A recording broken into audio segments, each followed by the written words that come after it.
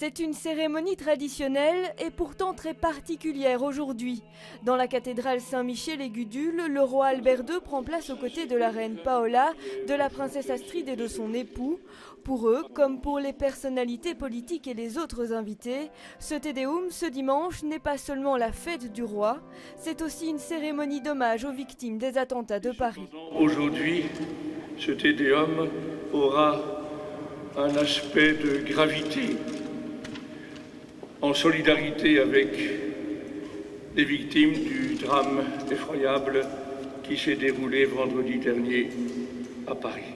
Nous prions le Dieu de la paix et de l'amour pour les victimes et leurs familles si cruellement éprouvées et pour toute la population française.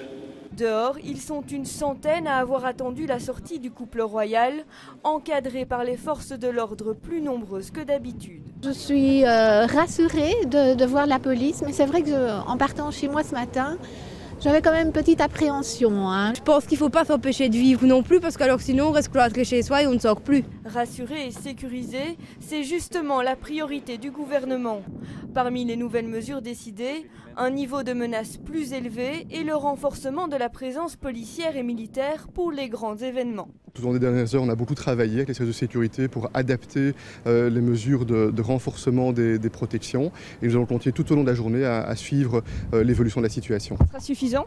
Vous savez, le risque zéro n'existe pas. On l'a vu malheureusement il y a quelques heures à Paris, comme on l'avait vu les mois précédents dans des attentats ou dans des tentatives d'attentats en France et en Belgique. Mais tous les moyens sont mobilisés. Est-ce que les Belges peuvent se sentir en sécurité ? Oui, enfin, nous prenons des mesures adéquates pour sécuriser la sécurité des personnes ici. Dites que la menace est remontée à 3.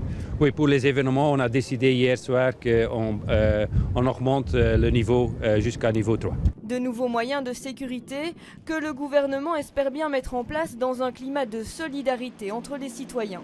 Le combat contre la radicalisation, et je crois qu'on va devoir le rappeler encore toute cette journée, c'est un combat qu'on doit mener tous ensemble, toutes les communautés ensemble. On doit à la fois défendre les mêmes valeurs, mais ne jamais avoir peur d'éradiquer les foyers de radicalisation. Ça, c'est vraiment l'objectif que l'on doit se fixer.